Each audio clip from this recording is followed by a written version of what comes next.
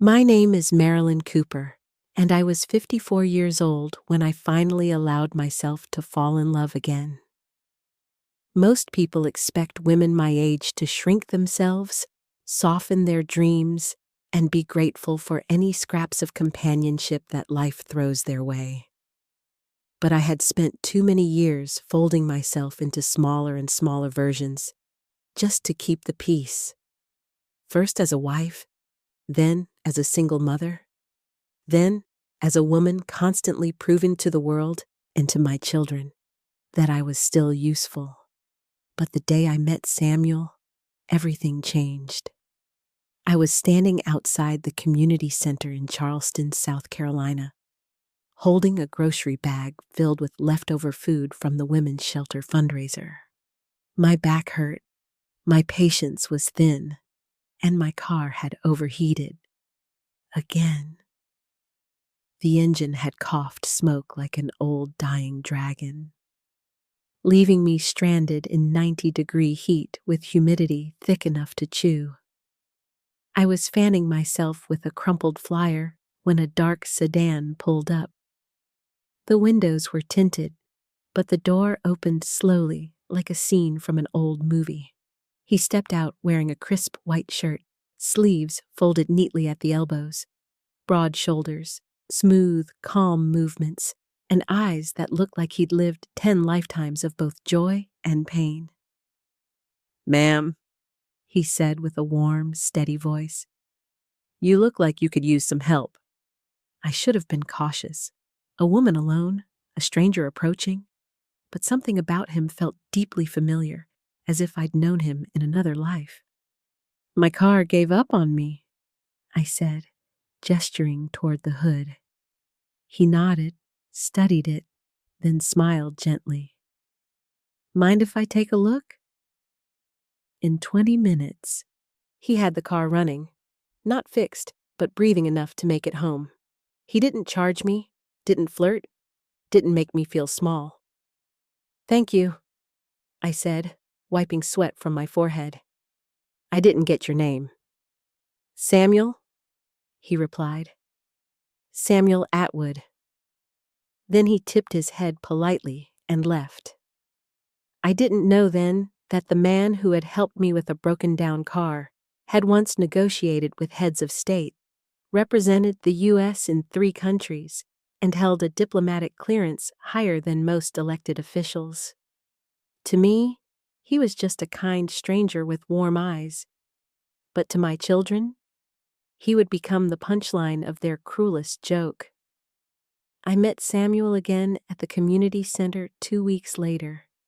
He volunteered every Tuesday and Thursday, driving seniors to appointments, delivering food boxes, helping fix things around the center. Everyone loved him. They called him Mr. Sam. They treated him like a quiet hero, and slowly I began to know him. Coffee turned into conversations. Conversations turned into long walks. Long walks turned into late-night calls. I learned that he loved jazz, hated olives, and carried a scar near his shoulder that he claimed came from a disagreement with a stubborn doorframe. He never bragged, never hinted at his past. All I knew was this man made me laugh in ways I hadn't laughed since my 20s. But when I mentioned him to my adult kids, Erica and Thomas, everything spiraled. Erica wrinkled her nose. "A driver? Mom, are you serious?" Thomas scoffed. "So you're dating the community center chauffeur?" Wow. I tried explaining he wasn't just a driver, that he volunteered, that he was kind, respectful, grounded, but they didn't want to hear it. They already had a picture in their heads, a picture drenched in their own judgments. "You raised us better than this, Mom," Erica said. "You can do better." I wanted to scream, "Do better than what? A good man? A gentle soul? Someone who treats me with respect?" But I bit my tongue. Weeks turned into months. And the more serious Samuel and I became, the harsher my children's comments grew. Sometimes they didn't even hide it. Is your driver boyfriend picking you up? Does he at least get paid overtime? Mom, this is embarrassing. Embarrassing. They said my happiness embarrassed them. I told Samuel none of this. I refused to dim his light because my children refused to see their own shadows. Still, I noticed the pain in his eyes whenever he sensed I was upset. He never pressed, never pried. But sometimes, when he thought I wasn't looking, he stared out into the distance as if remembering a life he walked away from. A life I didn't yet know. A life my children were mocking without realizing the magnitude of their mistake. And then came the day of the reveal. The day everything they believed burned to ashes. The day Samuel's past walked right into the present, and it began with a wedding car pulling into our driveway. Yes, our wedding, because I chose love over their judgment, and they chose pride over family. They came reluctantly, still sneering, still whispering. But they stopped the moment the long black diplomatic car rolled in. American flags on the hood, tinted bulletproof glass, government plates. The moment the doors opened.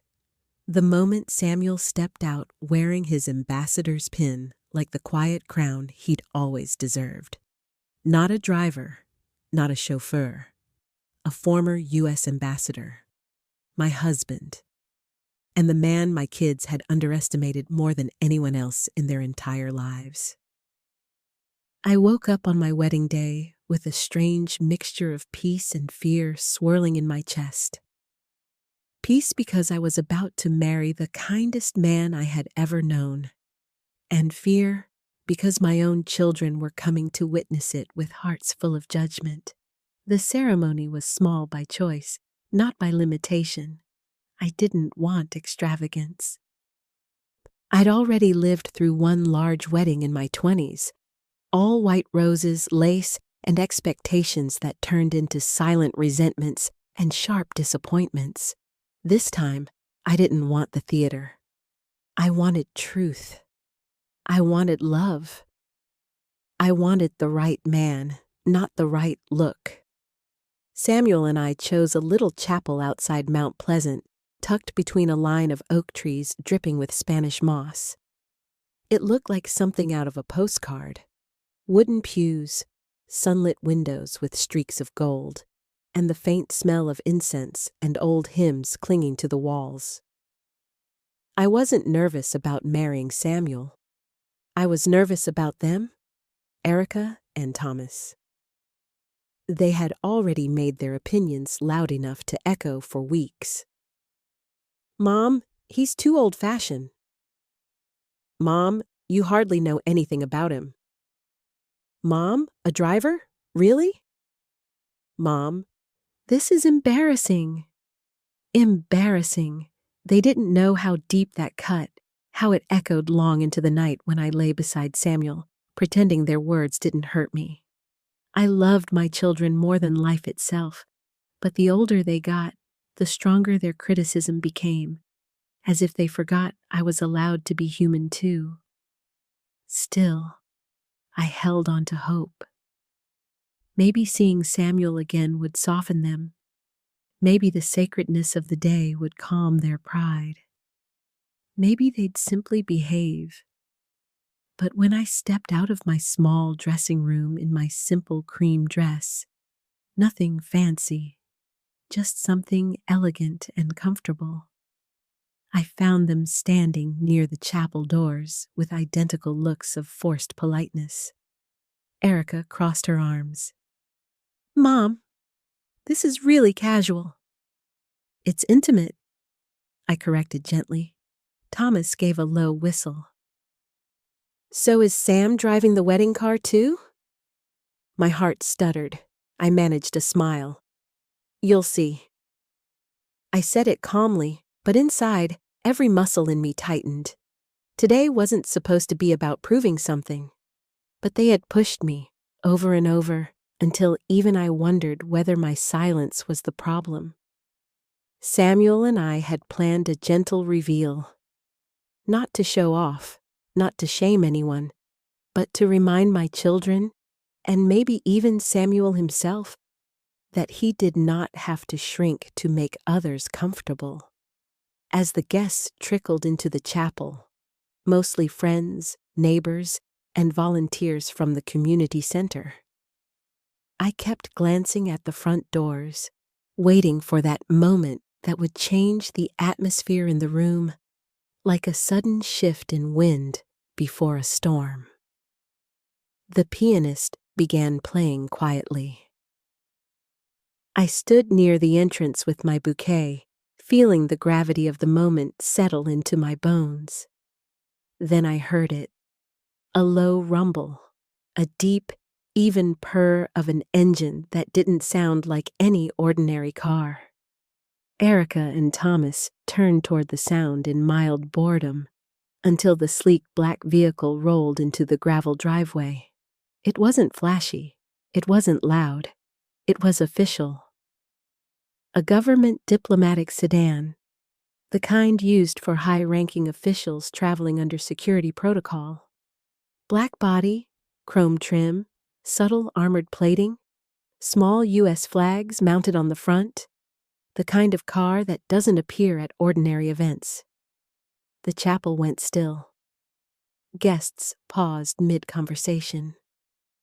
Even the pianist's fingers slowed.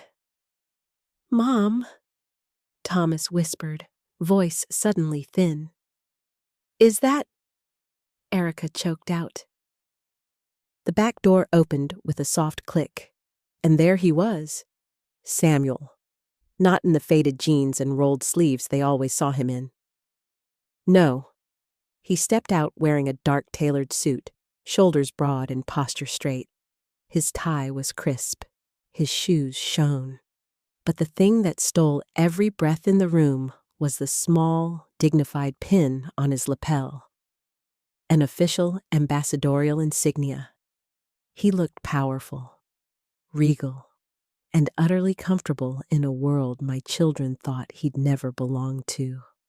One of the men who stepped out from the front, a security officer, opened an umbrella above him even though it wasn't raining. Old habits die hard, I guess. Erica's jaw dropped so low, I thought it would hit the floor. Thomas blinked like he'd been slapped. Samuel stepped forward, calm, steady, dignified, exactly as he always was, just in a role they never imagined. He walked straight to me first, offering his hand. "My love," he whispered. "Are you ready?" "I am," I breathed. Then he turned to my children. Erica stammered. You're not a driver?" Samuel smiled politely, without arrogance, without spite. "No, ma'am. I volunteer at the center. I've been retired from diplomacy for 8 years. "Diplomacy?" Thomas croaked. "I served as U.S. ambassador to Ghana, later to Costa Rica, and deputy chief of mission in Belgium." Silence crashed around them. My children looked like the floor had vanished beneath their feet. I didn't say a word. I let the truth settle into their bones. I let reality humble their pride. Samuel continued, "But none of that is who I am now. Who I am is the man who loves your mother." Tears pricked my eyes, not because of his titles, not because of the car, but because of the way he said it, soft, steady, certain. He offered his hand to Thomas, a peace offering. Thomas hesitated, then shook it. In that one moment, I saw my grown children, who once thought they knew everything, learn one of life's hardest lessons. Never underestimate the value of a person based on what the world assumes about them. And with that, the ceremony began.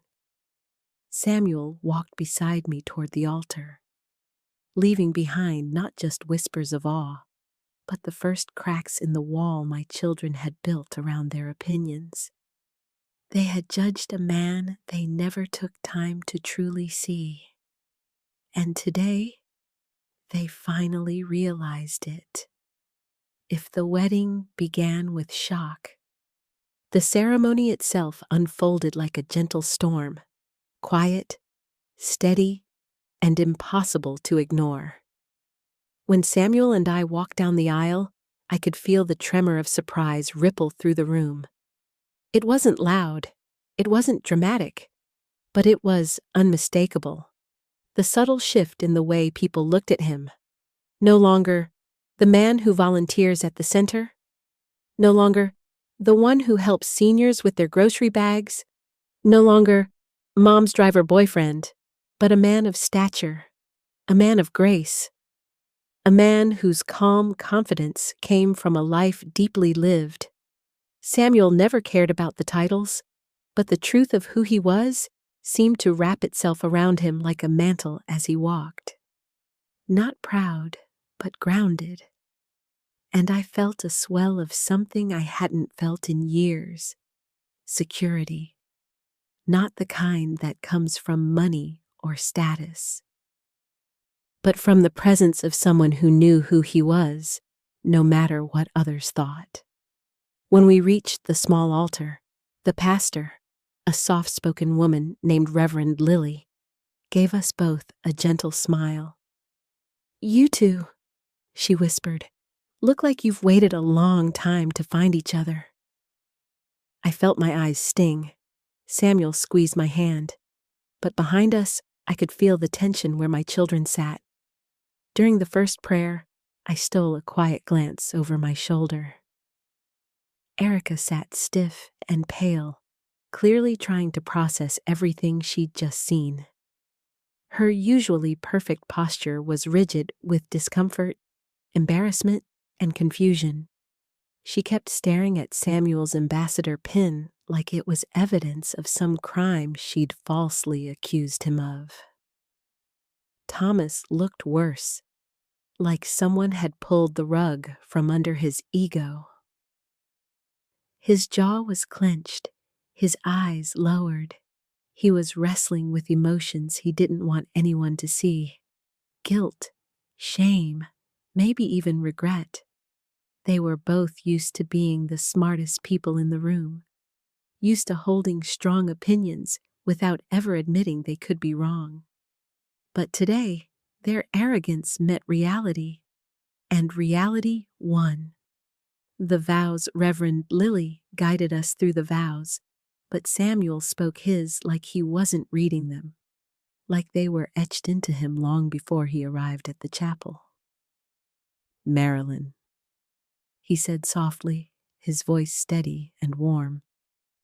"You walked into my life when I wasn't looking for love. I saw strength in your eyes before I ever knew your name.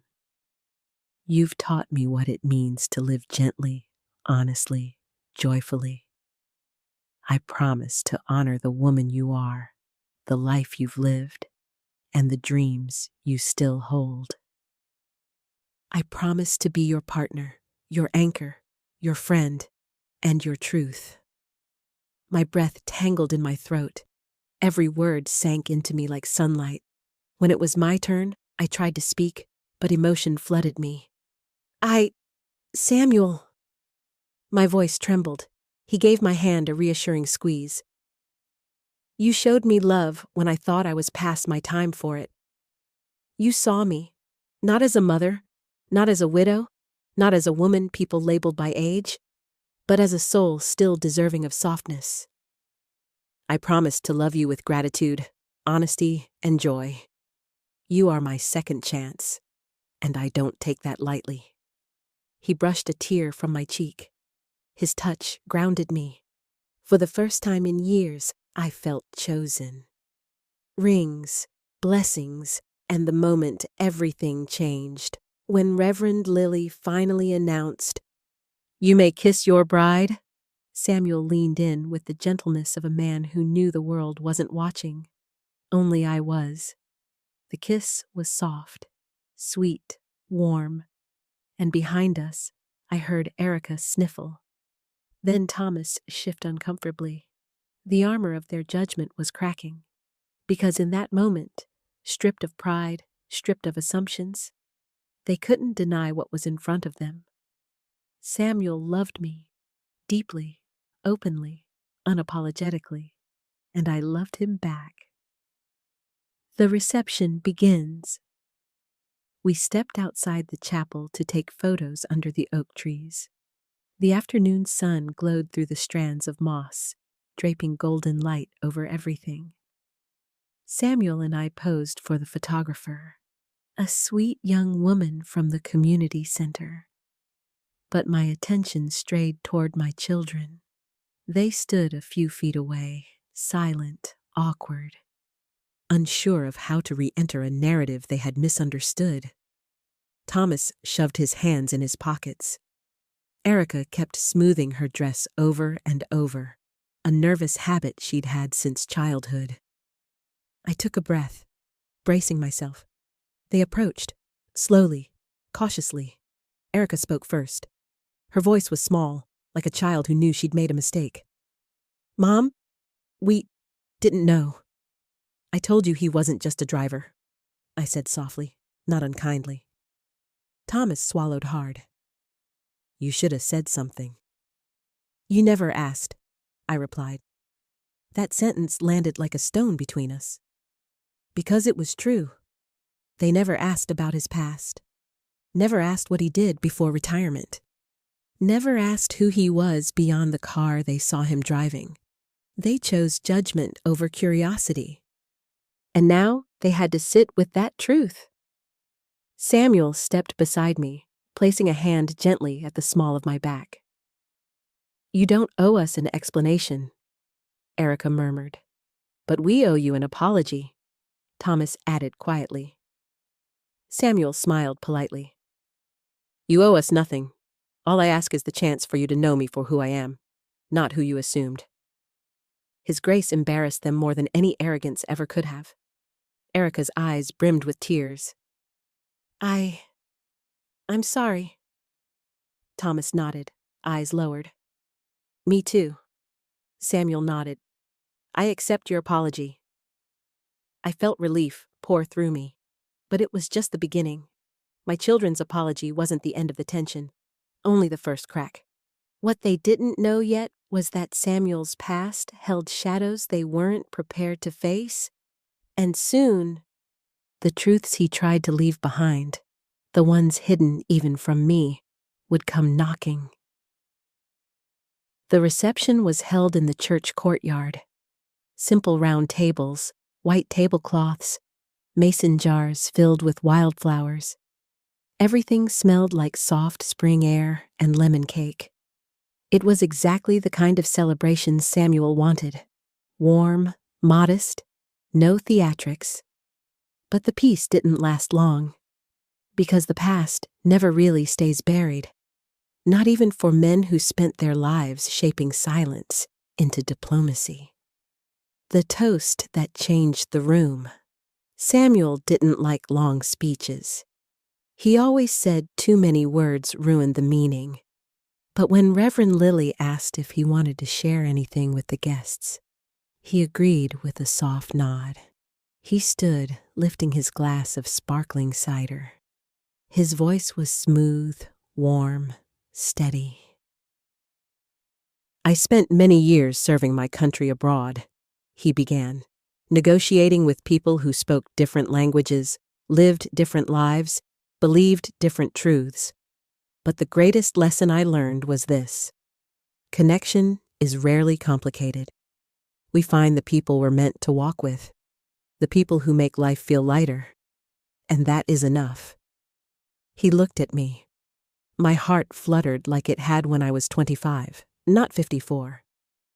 "Marilyn," he continued, "you are my peace, my joy, my reason to be grateful for every morning."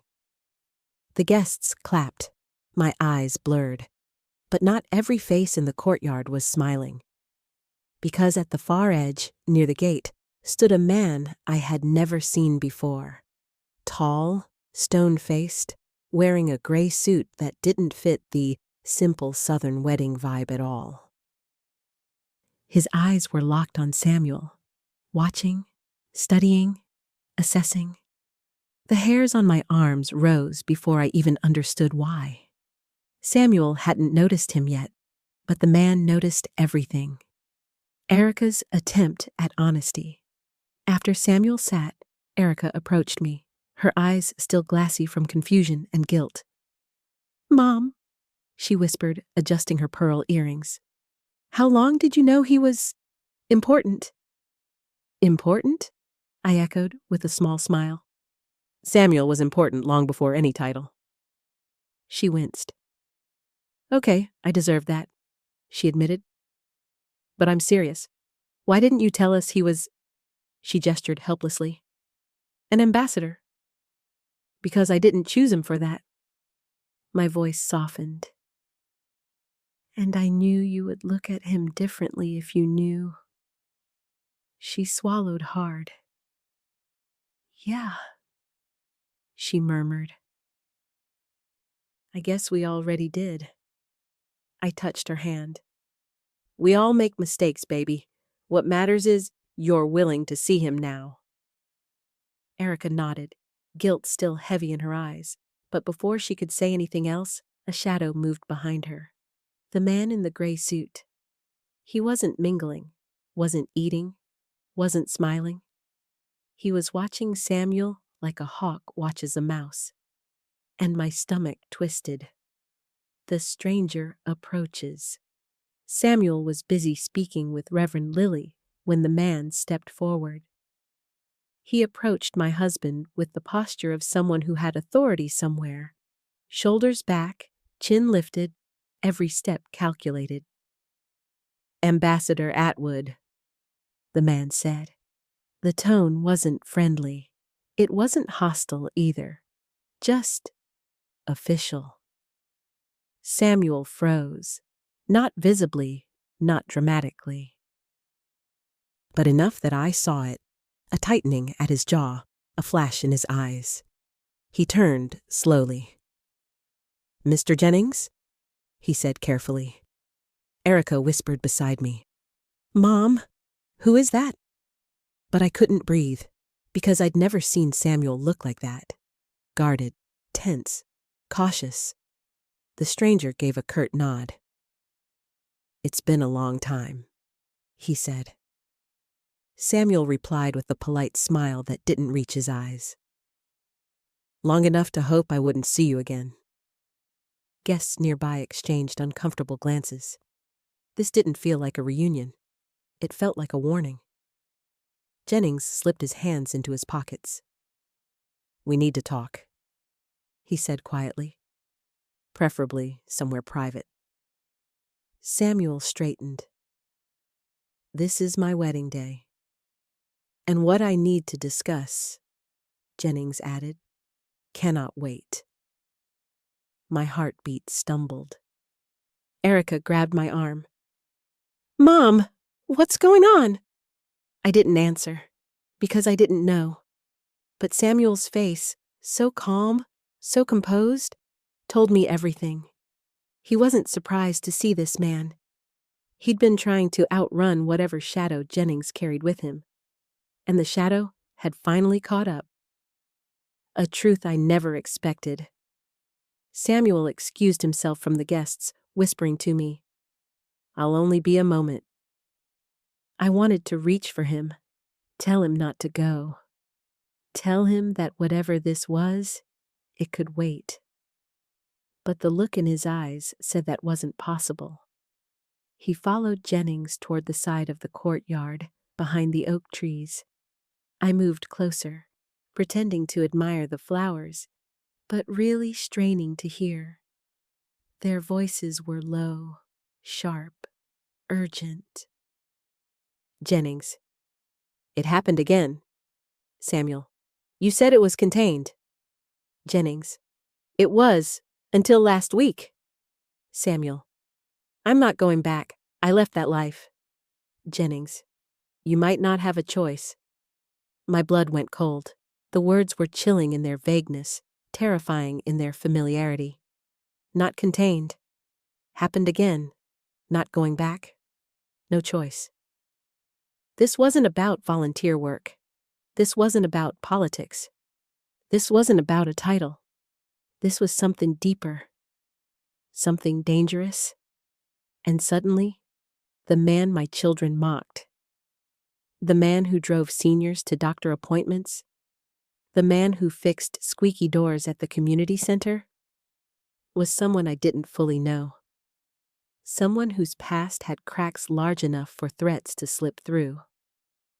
I stepped closer, but before I could hear more, Samuel turned and saw me. His face softened instantly, but there was something else behind his eyes. Fear, not of Jennings, of losing the life he had just built with me. He approached slowly. "Marilyn," he whispered, taking my hands. "I'm sorry you heard that." "What's happening?" My voice trembled. He looked toward the oak trees, where Jennings now waited like a sentinel. Then he looked at me, really looked at me, as if deciding whether I could bear the truth. And then he said the words that would unravel everything I thought I knew about him. "Marilyn, I didn't just retire from diplomacy. I left because it nearly killed me. And now, they want me back." For a moment, the world around us blurred. Tables, music, guests, sunlight, all fading into a distant hum.